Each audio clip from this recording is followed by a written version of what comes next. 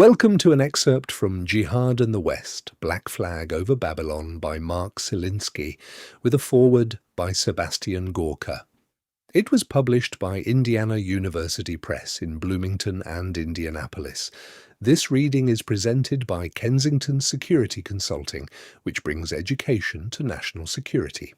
This excerpt comes from Chapter 5 and enters the world of women within the Caliphate, a woman's world within a man's world. It's not Sharia that men scream or talk to us in the street. It's not. I feel increasingly sad here now. There is so little respect for us, a foreign fighter.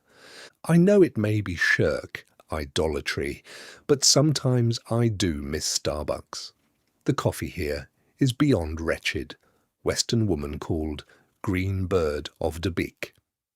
By their own accounts, many female foreign fighters travel to the Caliphate to escape unwanted attentions of men. But, according to many tweets, Western women do not find the sanctuary they expect.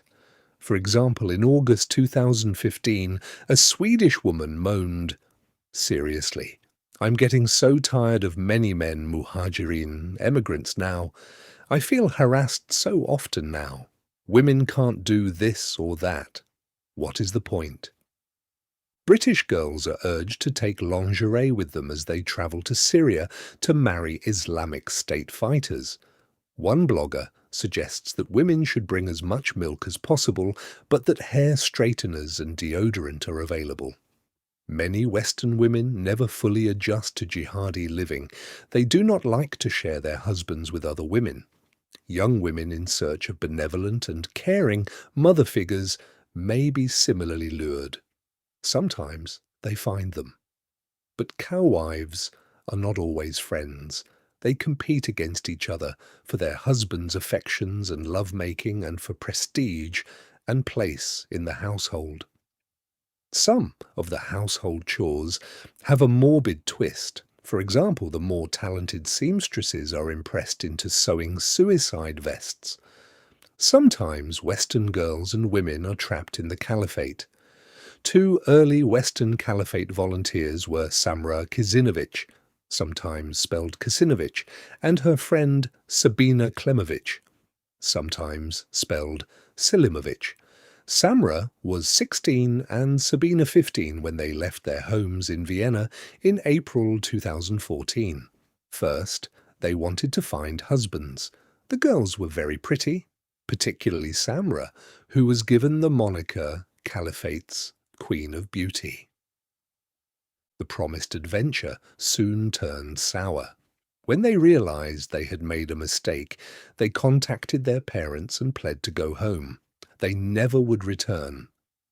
According to Kurdish sources, Samra, the fair-haired, blue-eyed young beauty, was dead by summer 2015. Her friend would die too.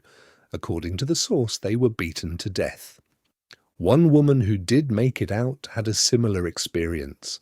Convert Sophie Kasicki, whose French husband was an atheist, travelled to Syria to live in paradise. She took their 4-year-old son to look for ISIS Prince Charming. What she found was a prison, from which she eventually escaped. I will always feel bad about taking my son to this hellish nightmare. Reason 2. Fear. A second reason for wanting to leave the Caliphate is fear. Some Western men and women live in constant fear and would like to escape the Caliphate. One young man wrote, "They want to send me to the front, but I don't know how to fight." Westerners discover, often too late, that fellow jihadis are killed for trivial offences. Those who ask to return home are sometimes forced into suicide operations. The Islamic State kills anyone from their own cadre who tries to leave. It has executed at least 100 of its own foreign fighters who tried to flee Raqqa. Some make it out of Syria, but some are stranded in Turkey, where they are hunted down by agents of the state. By summer 2016, they were killing relatives of escapees. As one man said, "They got stricter as they worried we'd rebel. burning people alive and cutting people's throats. Western fighters do not know whom to trust. One described the situation. The Caliphate's security and intelligence service, as is a highly organized body with very strong discipline. Everybody spies on everybody else. There is cybersecurity. In the shadowy world, cyber cafes are often the only way Westerners can communicate with their friends and family. For this reason, the Caliphate's security operatives have installed keystroke logging software. In summer 2015, the Caliphate tightened surveillance over Raqqa, the Caliphate's capital. 1 year later, Raqqa was under regular and armed guards, increased checkpoints, and tightened security. The Caliphate has counterintelligence capabilities and uses double agents to unmask those persons and groups it considers subversive or untrustworthy. They deploy cadre members in the streets and cyber cafes to infiltrate underground networks that organize foreigners' departures. They regularly use double agent operations to trap would-be deserters. Without passports or the ability to speak Arabic, some Westerners are too scared to try to leave. Others just disappear. This was the case with Zora, a girl from the French suburbs who left for Syria after turning 14. She had been recruited by 3 other women and, as of late 2015, lived in a communal setting with about 50 other girls and young women, mostly from Europe. They were heavily guarded and rarely allowed to leave their tight living confines. She and other females were, according to Zora, forced to watch beheadings and were often awoken by bomb blasts. She hoped to return to France, and her father offered to pay for anything. He sent her a scanned birth certificate in case she escaped, but he stopped hearing from her. "I call every morning. I'm waiting for her to get back online." Most escapees need to reach Turkey, where consular offices can help them. Defections began as a trickle and then poured by spring 2016.